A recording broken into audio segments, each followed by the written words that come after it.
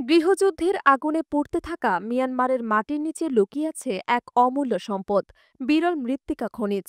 এই সম্পদের দখলকে ঘিরে শুরু হয়েছে বিশ্ব শক্তিধর রাষ্ট্রগুলোর নীরব কিন্তু তীব্র প্রতিযোগিতা। আর এই প্রতিযোগিতায় যুক্তরাষ্ট্রের আগেই চীন জিতে নিয়েছে বড় একটি ধাপ। আল জাজিরার এক অনুসন্ধানী প্রতিবেদনে স্যাটেলাইট চিত্র প্রকাশ করে জানানো হয়েছে, মিয়ানমারের উত্তরাঞ্চল, বিশেষ করে কাচিন রাজ্যের বিদ্রোহী নিয়ন্ত্রিত এলাকায় সাম্প্রতিক সময়ে বিরল মৃত্তিকা খনিজ উত্তোলনের হার বেড়েছে বহুগুণ। এসব খনিজ প্রক্রিয়াজাত করার জন্য প্রায় পুরোপুরি পাঠানো হয়েছে চীনে। চীন বহু বছর ধরে বিরল মৃত্তিকা শিল্পে বিশ্বে একচ্ছত্ব আধিপত্য বজায় রেখেছে।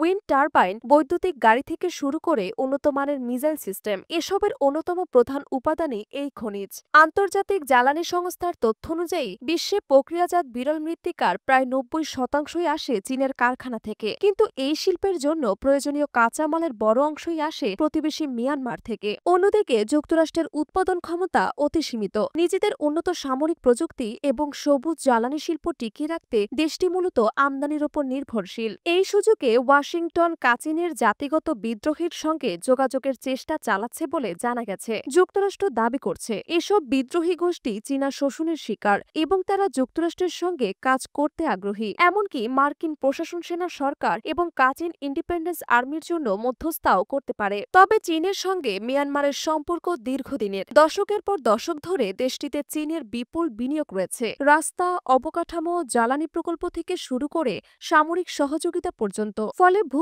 রাজনৈতিক প্রভাবের দিক থেকেও বেইজিং অনেক এগিয়ে। ট্রাম্প প্রশাসন যতই কৌশল সাজাক না কেন, চীনের সঙ্গে সমান তালে প্রতিযোগিতা করা যুক্তরাষ্ট্রের জন্য কঠিন হয়ে দাঁড়িয়েছে। বিশ্লেষকরা বলছেন, বিরল মৃত্তিকা শুধু অর্থনৈতিক সম্পদ নয়, বরং কৌশলগত অস্ত্র। এ কারণে মিয়ানমার হয়ে উঠতে পারে চীন, যুক্তরাষ্ট্র এবং ভূ রাজনৈতিক সংঘাতের নতুন মঞ্চ। যদি উত্তোলন এবং বাণিজ্যিক নিয়ন্ত্রণের প্রশ্নে দুই দেশ সরাসরি মুখোমুখি হয়, তাহলে দক্ষিণ পূর্ব এশিয়ার স্থিতিশীলতা গুরুতর হুমকির মুখে পড়তে পারে। এই বিরল মৃত্তিকা খনিজের মধ্যে রয়েছে হেভি রেয়ার আর্টস, যা উন্নত যুদ্ধবিমান, নির্ভুল ক্ষেপণাস্ত্র এবং আধুনিক প্রতিরক্ষা ব্যবস্থায় অপরিহার্য। যুক্তরাষ্ট্র বর্তমানে এর উৎপাদনে পিছিয়ে, আর চীন এই ক্ষেত্রেও প্রায় একচেটিয়া দখল রেখেছে। ফলে মিয়ানমারের সম্পদ দখলের প্রতিযোগিতা শুধু অর্থনৈতিক নয়, বরং জাতীয় নিরাপত্তার প্রশ্নেও পরিণত হচ্ছে। পরিস্থিতি স্পষ্ট, মিয়ানমারের মাটির নিচে শুধু খনিজ নয়, লুকিয়ে আছে আগামী দশকের বিশ্ব শক্তির সমীকরণ। আর এই সমীকরণে কে জিতবে, চীন নাকি যুক্তরাষ্ট্র, তা নির্ভর করছে মিয়ানমারের রাজনৈতিক মাটিতে কার প্রভাবটি কতটা গভীর।